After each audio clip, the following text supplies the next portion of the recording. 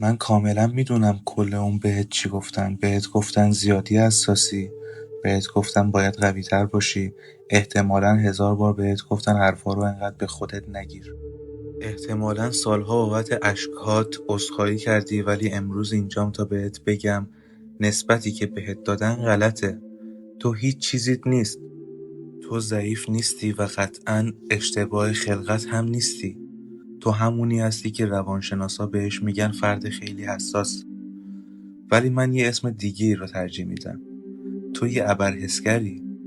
وقتی بقیه دارن دنیا رو تو کیفیت معمولی ضبط میکنن، مغز تو داره کیفیت 8K ضبط میکنه. و امروز میخوایم بریم سراغ علوم اعصابی که ثابت میکنه حساسیتت نقص نیست. یه سیستم راداری با عملکرد بالاست که دنیا به شدت به اون نیاز داره.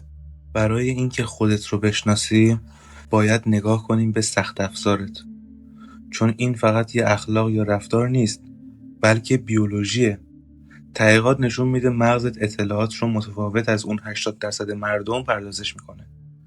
مغز انسان رو مثل یه دوربین فرض کن. مغز بیشتر آدم‌ها داره دنیا رو تو کیفیت معمولی ضبط میکنه. شاید P720 تصویر خوبیه، کار راه اندازه، حافظه زیادی هم نمیگیره، ولی مغز تو داره 8K ضبط میکنه. علوم اعصاب 3 تا ارتقای مشخص تو سخت افزارت پیدا کرده که توضیح میده چرا زندگی اینقدر برات شدید و پرحجمه. اولیش اینه که مغزت فیلتر نداره. دانشمندا بهش میگن مهار نهفته پایین. مغز بیشتر آدم‌ها طوری طراحی شده که 90% چیزایی که میبینه رو نادیده میگیره. برای صرفه‌جویی تو انرژی، اونا صدای پس زمینه رو بی‌اهمیت حساب میکنن. ولی مغز تو همه چیز رو مهم میدونه. تو همزمان جنس صندلی رو، صدای یخچال رو و حال و هوای آدمی که کنارت نشسته رو حس میکنی. برای همین زود غرق میشی و خسته میشی. ولی همین باعث میشه تو زیبایی‌ها، الگوها و راه حل‌هایی رو ببینی که بقیه اصلا نمیبینن. دوم، نورون‌های آینه تو بیش فعالن. اینا همون نورون‌هایی هن که باعث میشن همدلی کنیم. ولی فقط نمیفهمی که یکی غمگینه، بلکه واقعا غمش رو تو بدن خودت حس میکنی. خیال بافی نمیکنی. مغزت داره حالت عاطفی اون آدم رو عیناً توی خودش شبیه سازی میکنه. تو دنیایی که پر از لک و ریخت و پاش عاطفیه، یه اسفنج عاطفی هستی. و سوم، این باعث میشه به عجیبترین ویژگی سخت افزارت برسیم: عمق پردازش. روانشناسا بهش میگن استراتژی مکس برای چک کردن. توی مکالمه یا موقع تصمیم گیری ممکنه حس کنی از بقیه کنتری.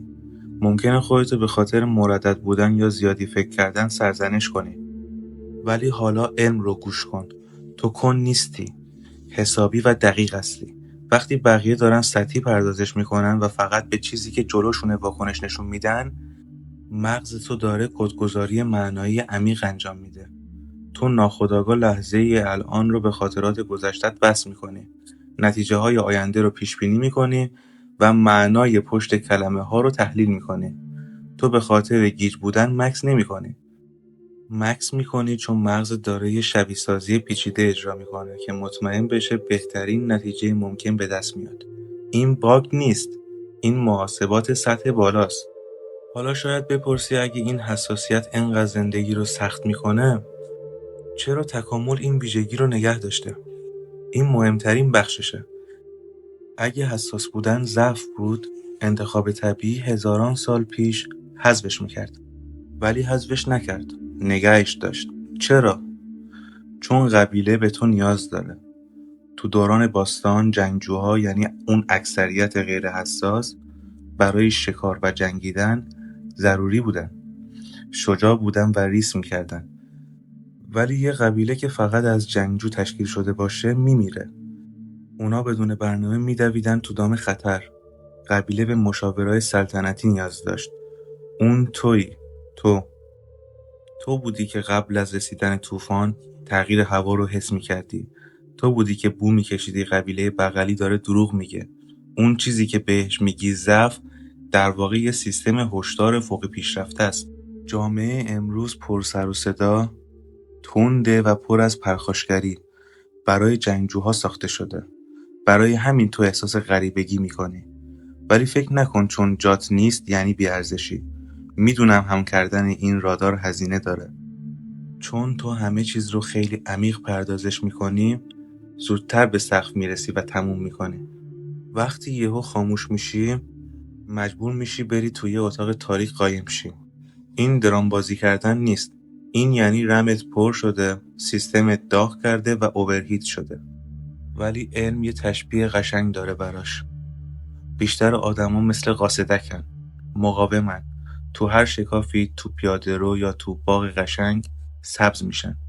هر جا باشن حالشون خوبه. ولی تو یه ارکیده‌ای. اگه بخوای تو محیط خشن، پر سر و صدا یا سمی رشد کنی، بدون شک پژمرده میشی. بیشتر از قاصدک‌ها تقلا میکنی و سالها احتمالاً خودتو سرزنش کردی که چرا قاصدک نیستی.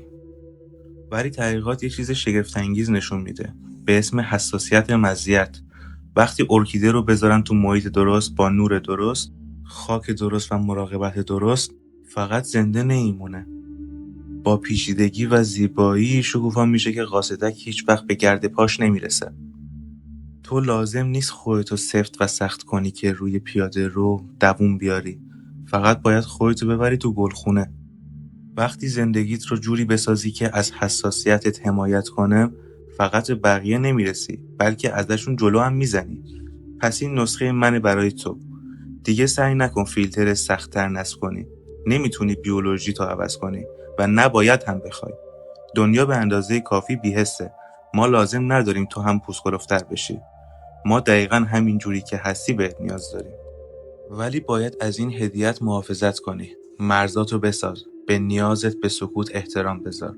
و دفعه بعد که یکی بهت گفت تو زیادی حساسی، یه نفس عمیق بکش، تو دلت لبخند بزن و حقیقت رو به یاد بیار.